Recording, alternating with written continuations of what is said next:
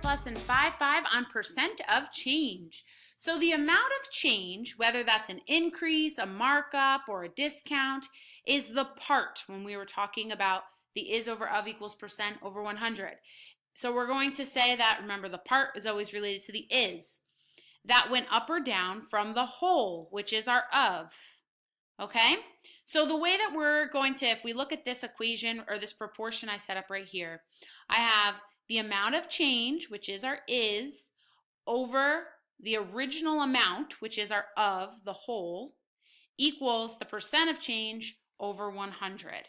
Sometimes you use a subtraction problem to find the amount of change, and then you're going to plug it into the proportion. So sometimes they'll tell you it changed this amount, and sometimes you'll have to figure that out. So let's look at some examples. I have a foldable for you for the examples because there's a lot of examples. In order to set this foldable up, it's really, really simple. You're just going to fold this on top so that way you can see where it says finding percent of increase. This is our first, I have two examples of percent of increase. So, North Carolina had 12 seats in the House of Representatives in 1990. After the 2000 census, they had 13 seats. Find the percent of increase. So the first thing I need to find out is the amount of change. What was it? And I'm going to take, the bigger number and subtract the smaller number from it. So they had 12, now they have 13. So I'm going to do 13 minus 12, and I get 1. And then I'm going to put it over the of, which is the original. So which one was the original, the 12 or the 13? And that step is really important because if you mess that up, it'll tell us it's a decrease instead of a percent of increase. We are going to solve it as a proportion. So 1 times 100 divided by 12 is 8.33. So that means there's an 8.3% increase. When I write that there, I don't want to put my percent sign too because it's next to the 100, but for my answer, I would say 8.3% increase. All right, let's look at example 2. Last year, a school had 632 students. This year, the school has 670 students. Find the percent of increase. So first thing I'm going to do is find the amount of change. So that is 670 minus 632. And I get 38. So there's a difference of 38 students. So that's going to go here as my amount of change. And then the original is 632. So that's going to go there. And this is what I'm solving for, is x. So I do 38 times 100 divided by 632, and I get that there was a 6.01, but we'll just round it to 6% increase. All right, let's look at the next type of problem. Okay, this says finding the percent of markup. So, an electronics store orders sets of walkies for $14.85 each. They sell them for $19.90. What is the percent of markup? So I'm going to start by finding the amount of change. So $19.90 minus $14.85, and I get $6.65. So now I'm going to write my $6.65 here. And I'm going to write the original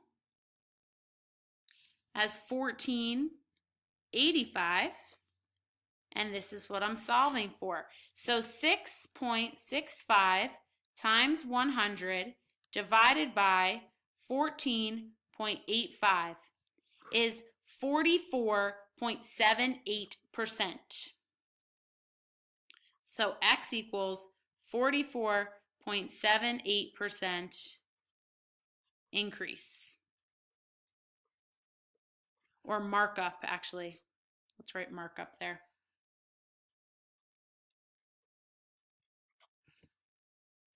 All right, let's look at the next example. Find the percent of markup for a car that a dealer buys for $10,590 and sells for $13,775. So we've got 13,775 minus 10,590. So I have $3,185 is the markup, the markup, 3,185. I'm going to put it over the original, which was 10, and then over X. So I've got 3,185 times 100 divided by 1,0590, and I get a 30.1% increase. All right, the last type of problems here are finding a percent of discount. So in this one, instead of going up, we're going to find that the change goes down.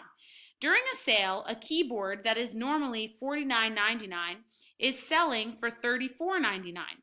What is the percent of discount? So let's take $49.99 and subtract $34.99, and I get 15 bucks.